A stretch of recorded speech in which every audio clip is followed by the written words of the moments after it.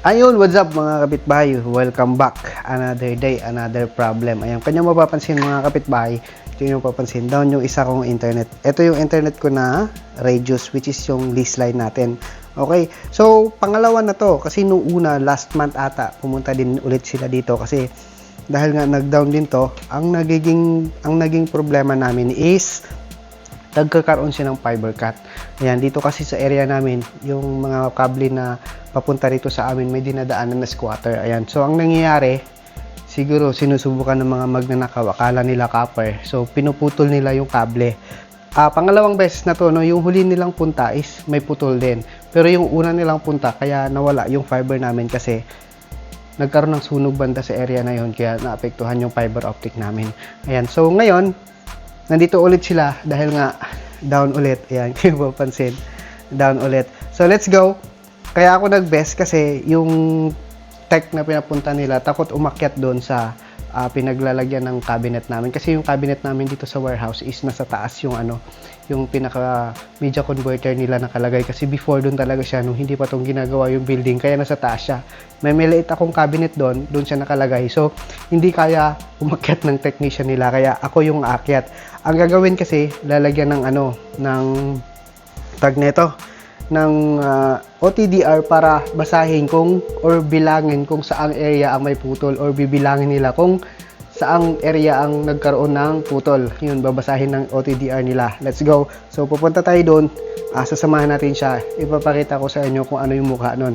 Isa-set niya muna, tapos ako yung aakyat, tapos ako yung magtutusok ng fiber doon sa reader para makita ang reading, para tingnan niya sa baba kung saan magsusukat. Kasi medyo hindi ako familiar sa ganong reading ng ganong OTDR. Medyo hindi tayo familiar doon kasi ibang way yun eh. Alright, so let's go. Punta tayo doon. Samahan niya ako. Let's go! Wala naman no. Yung ito sir. Ito, diretso. Ayan, may ano nakaraan, di ba? LC. Ito sir. LC to, di ba? Opo, LC. Yun siya eh. Taas niya.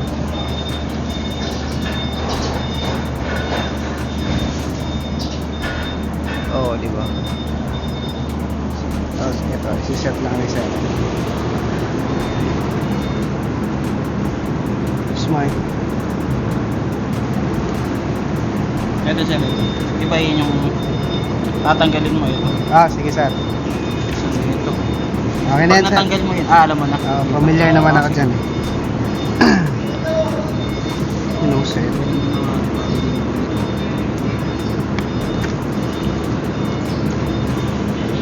Ay, sorry sir. Kita ka pala. Sorry.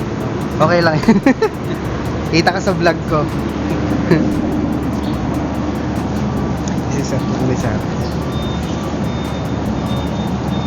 Yun.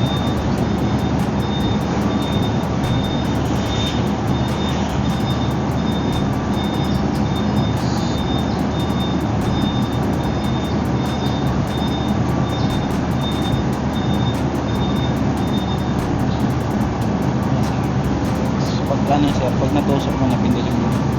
Sige sir. Sarado. Ayan mga kapitbahay, nandito na rin sa taas. Si sir, nandun sa baba. Ang ganyan po papansin, no? Walang activity kasi. Dapat may activity yan eh.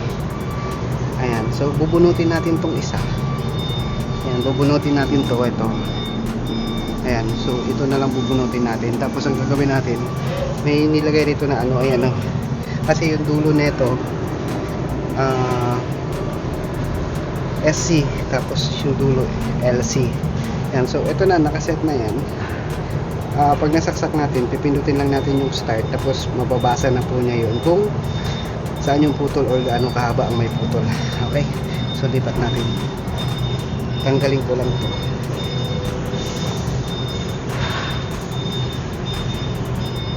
Ayan, so natanggal ko na.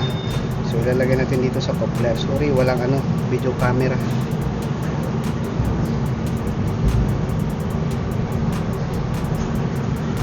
Ayan, nakalagay na po siya. Ganyan po siya. So, start na natin to. Start. Ayan.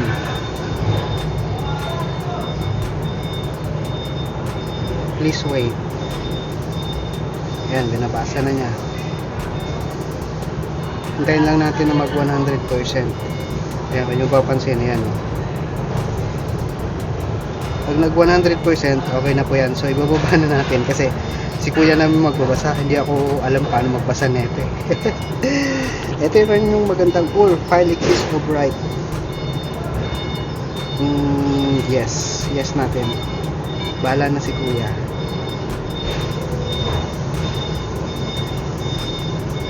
Okay na ba yun? Siguro yan na yun. Okay, so let's go. Bababa na tayo. Bubunutin na natin. Ibabalik na natin. Alright, so let's go. Ayan, based dun sa reading ni sir, yung sa reading na ginawa ko, ano daw, dyan daw yung problema mismo sa box. So wala daw putol sa labas. Saka ang laki daw ng loss. Possible na ang nangyari. Kaya ang ginawa ni sir, tinapangan na niya makyat. Kasi hindi ko naman alam paano gawin. Possible daw na yung problema nandun mismo sa distribution, o di kaya yung fiber optic mismo baka sira. Kaya inakat na niya, baka possible na papalitan niya. Ayan. Okay, baka sana yung kable lang. Ayan, palitan niya ng white.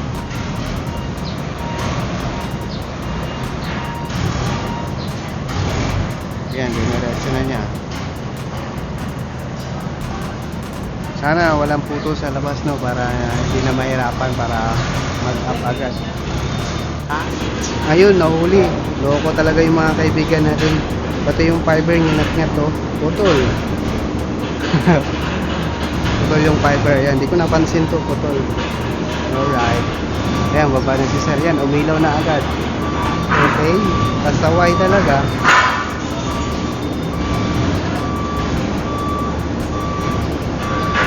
Ayan mga kapitbahay, no, ayan, nakita na natin. So thank Lord na hindi may sira dun sa labas, kasi pag may sira kasi dun sa labas, medyo matagal yun nila i-fix, kasi tatawag pa sila ng contractor para i-splice o idugtong ulit yung mga fiber kung nari may naputol. Ayan, kasi pag naputol yung isa, puputulin nila lahat yun, tapos dudugtong nila ulit, gagamitan nila ng box. Kaya medyo matagal yun. So dahil nga nakita na natin, ito lang yung dahilan. Ayan, no, kinain po ng mabait. Yan, naputol po siya. Kaya ito lang ang panalitan. Okay? Kasi yung mabait hindi naman yan makakapasok sa loob ng PDO distribution box, kasi sarado naman yun. So ang tinira niya yung sa labas. Okay? So ang kinakatakot ko ngayon, yung mga kable Corona UTP pakabalikan, kaya papalagyan natin ng ng trap. Alright? So yan mga kapitbahay, kung nyo papansin dito sa monitoring ko, yan, kung nyo mapapansin, yan, online na siya ulit. Kanina pula yan, di ba? Alright, so let's go mga kapitbahay. So ganun lang. So napakadali lang nila na trace, kasi dahil nga kompleto naman sa gamit. Kaya yun. Alright, so that is our vlog for today. Ganyan lang yung basic troubleshooting kapag nawala ng internet, no? Madalas ganun lang ang problema. Fiber cut or wire loss connection or any ang masasuggest na problem is minsan nasira kable, nasira yung router, yung mga ganun, mga basic troubleshooting. Alright, so maraming salamat. God bless and peace. Sana may natutunan naman kayo for today's vlog. Thank you so much. God bless and bye-bye.